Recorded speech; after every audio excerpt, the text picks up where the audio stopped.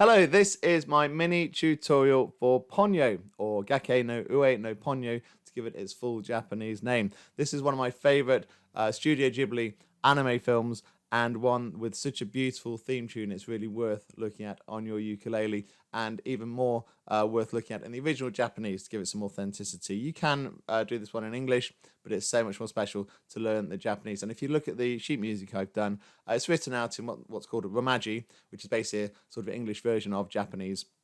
So it's an easy alphabet to follow, and you can basically read that as English and read the Japanese words there. So we're going to have a look just at the opening verse and see the chord progressions we'll need, and look at the different strumming patterns within that. And once you master that, you'll be able to have a look at the whole song if you want to. So here we go, let's jump straight into it.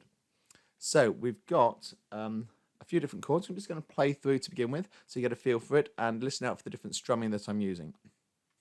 Ponyo, ponyo, ponyo, sakana no ko, aoi umi kara yahata kita. Ponyo, ponyo, ponyo, fukura handa, mamaru onaka no ona no ko. So we've got just 4 lines there, but there's quite a lot to look at. It starts on the F, and you'll see I've got 2 colour strumming patterns here. I've got the blue one, which is basically down, down, up, up, down, up. So it starts off with a nice lilting ponyo, ponyo, ponyo on the F. And then we go into the B flat with a down, down, up, which I've marked in orange.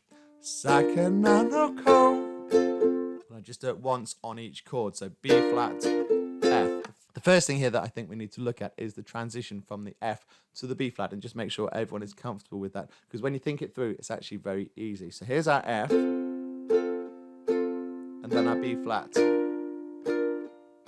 Back to the F, B flat.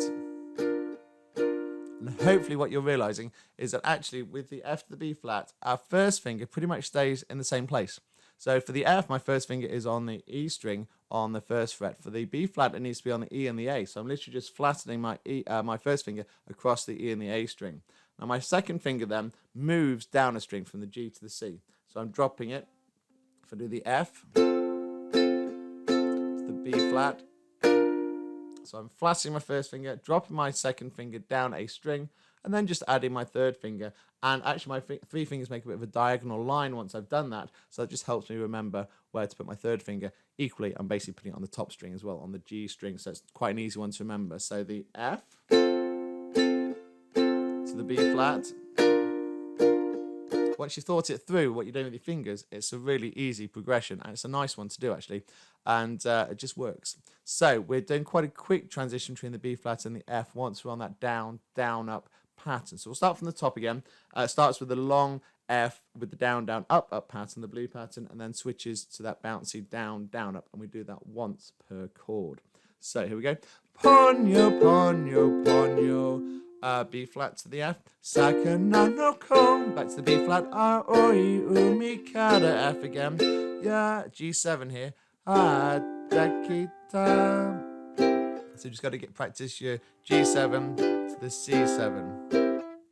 We started on the F, didn't we? So it's F, G7, C7. Now the thing to note there is when you're doing your F to the G7, F to the G7, my first finger didn't need to move. Hopefully yours didn't either. So the F to the G7, your first finger stays on that E string on the first fret. Do that with me. F to the G7, and then you just drop it for the C7 onto the A string on the first fret. So let's do that again. It's all about the first finger there, pivoting and moving around the first finger. So F, G7, and then drop your first finger for the C7. Hopefully you're seeing how that works.